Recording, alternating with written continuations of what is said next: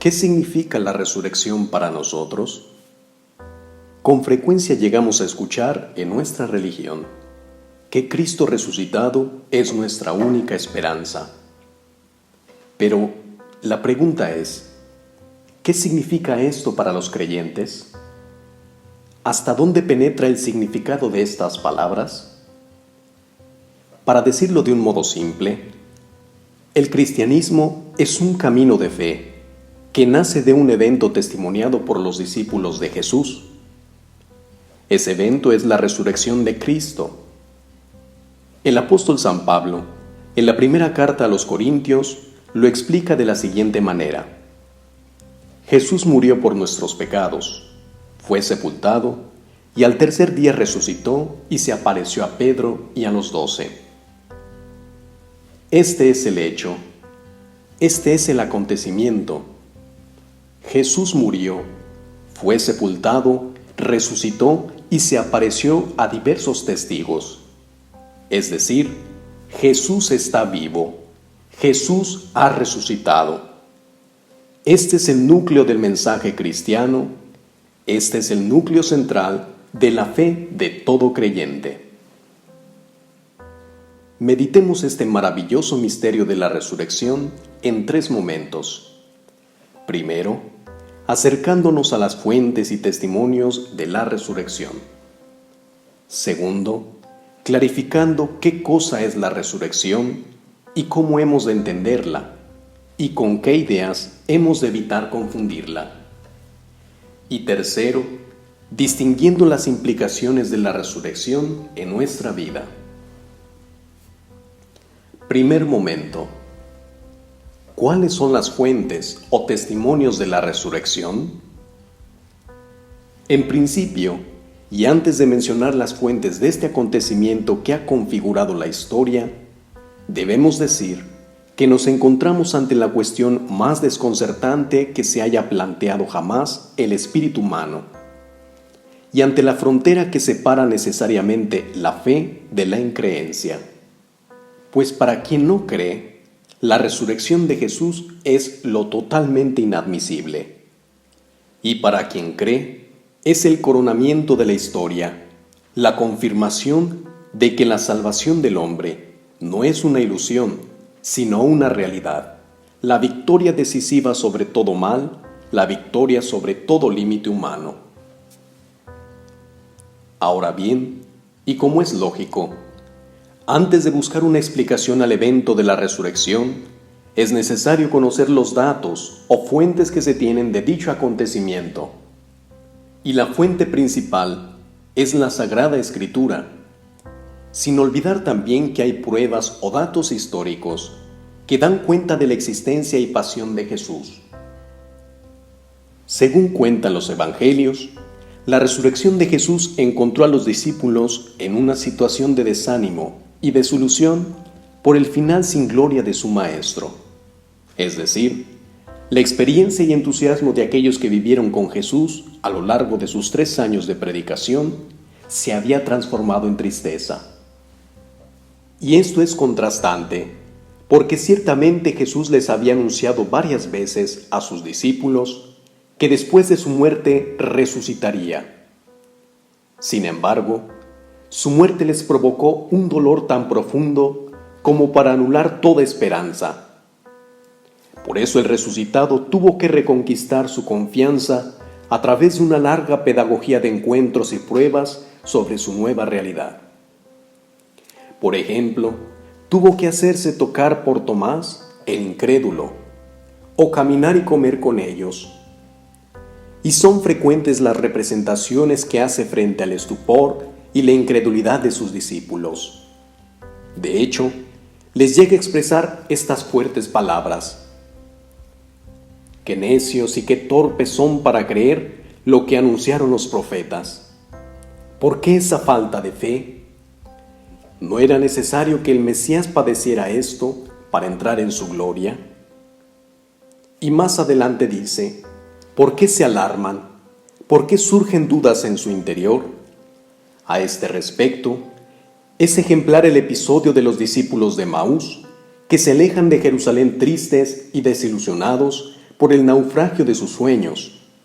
El acontecimiento de la resurrección, pues, resultó a los discípulos totalmente inesperado. Y fue la luz de la Pascua la que les permitió comprender la verdadera realidad de Jesús. Fue entonces que pasaron de un conocimiento superficial e incompleto a la confesión convencida y el anuncio infatigable, hasta la entrega de la propia vida por Cristo. La resurrección restituyó a Pedro y a sus compañeros la fe y el entusiasmo por Jesús, convirtiéndoles en difusores tenaces y perseverantes en el Evangelio de la salvación.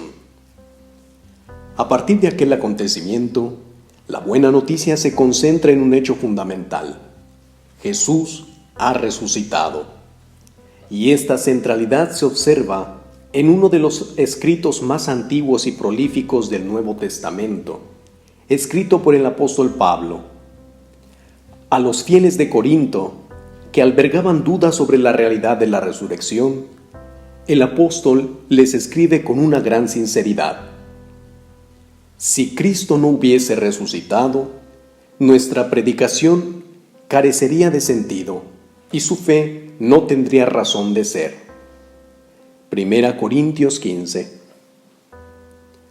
Y para demostrar la realidad y la verdad de la resurrección, Pablo cita el más antiguo documento de la fe cristiana, escrito alrededor del año 40, es decir, solo 10 años después de la muerte y resurrección de Jesús, que dice así: porque lo primero que yo les transmití, tal como lo había recibido, fue esto: que Cristo murió por nuestros pecados, según las Escrituras, que fue sepultado y resucitó al tercer día, según las Escrituras, que se apareció a Cefas, es decir, a Pedro y a los 12, y después se apareció a más de 500 hermanos juntos, la mayoría de los cuales viven todavía, y que otros han muerto.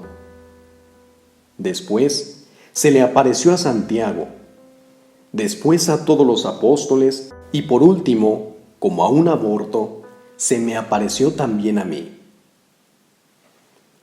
El apóstol Pablo emplea aquí los verbos fue visto y apareció, que se refieren a la percepción real, a una percepción externa del sujeto, y no a sueños o visiones subjetivas. Y hace un elenco de testimonios del resucitado, escogiendo entre los más autorizados, para dar la garantía de la resurrección de Cristo ante aquellos que posiblemente dudaban.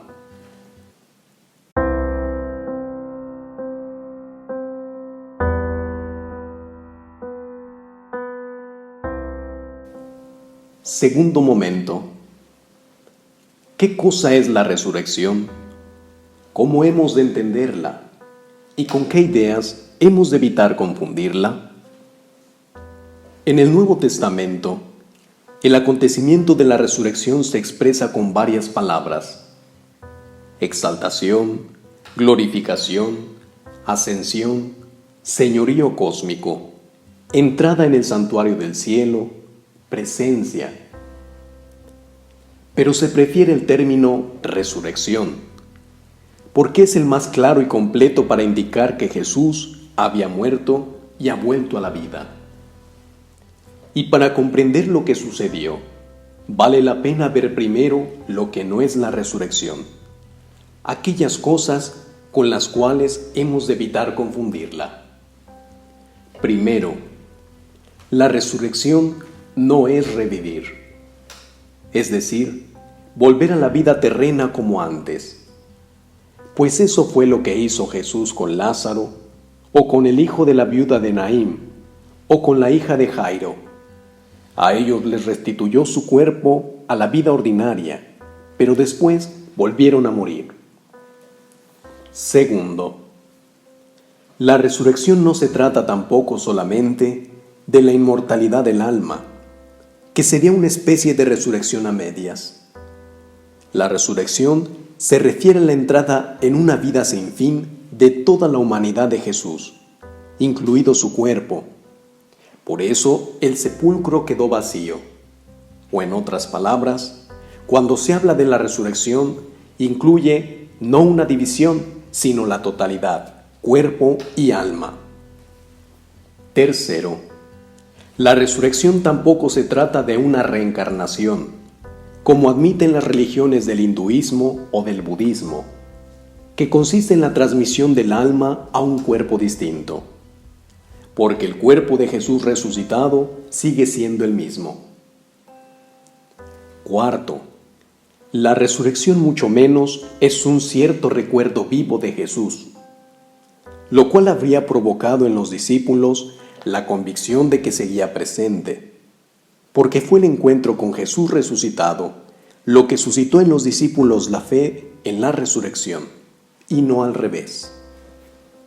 Quinto y último, la resurrección tampoco se trató de una realidad inventada por los discípulos por fraude o alucinación.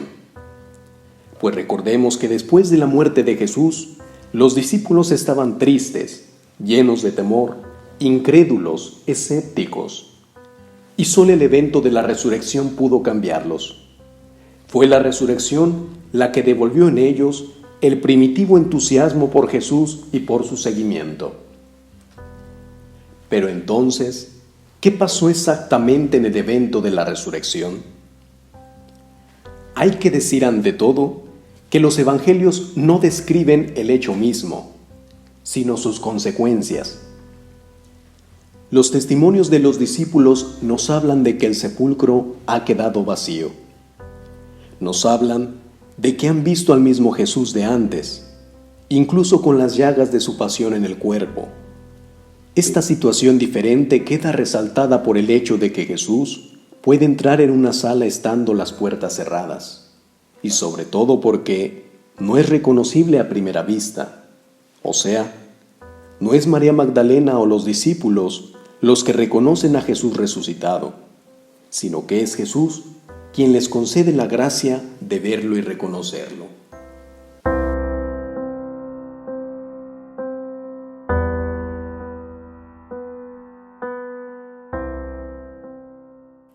Tercer momento.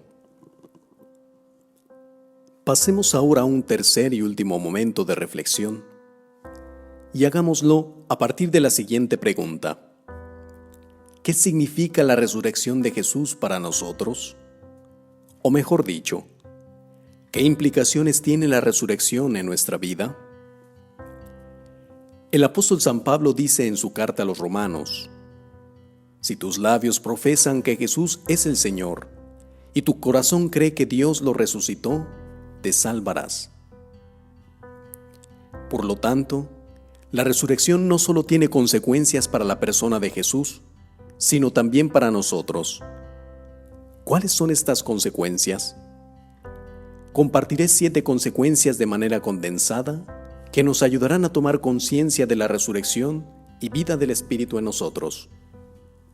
La primera consecuencia de la resurrección en nosotros es una nueva humanidad. Es decir, la resurrección de Jesús nos crea definitivamente la amistad con Dios. Nos abre la fuente de la vida divina. Jesús resucitado impulsa, en su triunfo, a todos los hombres porque tiene el poder de transformarlos a su imagen, liberándolos de la esclavitud del pecado y de sus consecuencias. Segunda consecuencia. La segunda consecuencia es esta. La resurrección de Jesús es el cumplimiento de la esperanza humana de inmortalidad, pues el hombre nunca se ha acostumbrado a morir, siempre ha soñado con vivir para siempre. Pero la dura experiencia de la vida le ha amargado siempre con la perspectiva del sufrimiento inevitable y con la muerte. Pues bien, el hombre descubre gracias a la resurrección de Cristo que el dolor y la muerte no son la última palabra, que la vida no es un enigma sin meta ni salida. Y lo que ha pasado a Jesús nos pasará también a nosotros, pues su resurrección es fundamento y garantía de nuestra resurrección. Tercera consecuencia. La resurrección de Jesús nos da una nueva luz y una nueva energía para soportar las dificultades de la vida. En ella hemos aprendido que Dios no es alguien que se conforme con las injusticias, Desde entonces sabemos que nuestras cruces acabarán en felicidad y nuestro llanto en cantares de fiesta. Con la resurrección alcanzamos la garantía de que todos los que luchan por ser cada día mejores no quedarán sin recompensa, que todos los que creen en Jesús, el Hijo de Dios, y le siguen, un día sabrán lo que es vivir a plenitud, que todos los que tienen sed de amor, un día quedarán saciados. Cuarta consecuencia. La resurrección de Jesús hace posible nuestro encuentro con Él.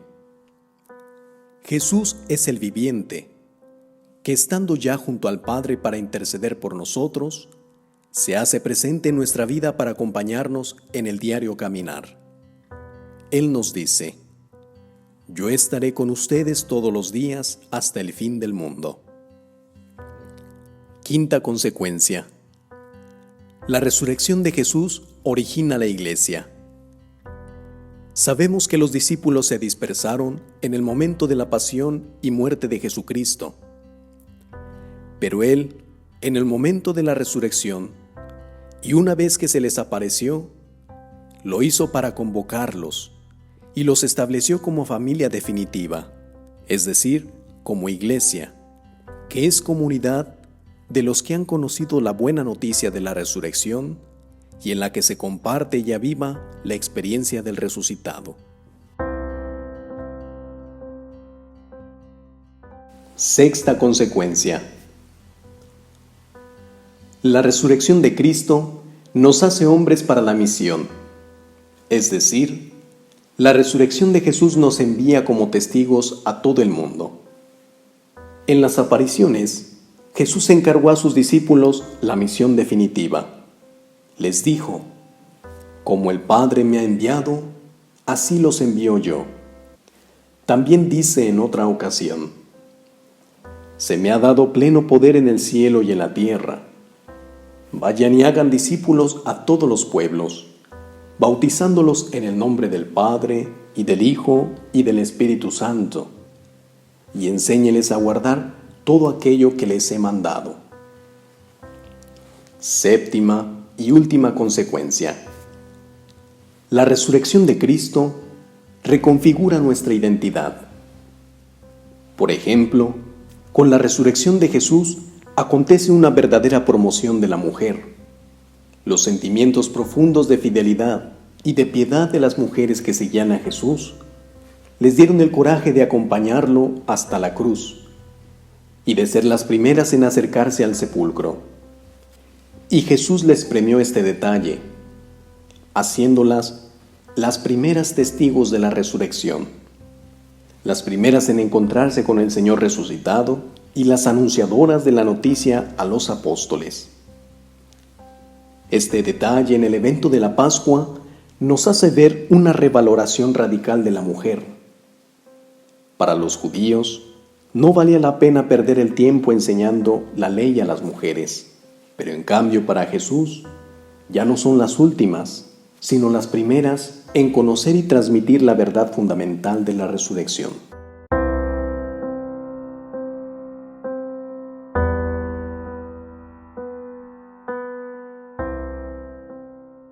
Terminemos esta reflexión con las siguientes palabras. La muerte del Señor Jesús demuestra el inmenso amor con que Él nos ha amado hasta sacrificarse por nosotros. Pero solo su resurrección es la prueba segura, es la certeza de que su palabra es la verdad. Ahora bien, gracias a nuestra fe, podemos confesar como dice la Escritura, que Jesús es el Señor, aquel a quien el Padre resucitó de entre los muertos, aquel mediante el cual se nos ha ofrecido la salvación. Jesús resucitó y está vivo.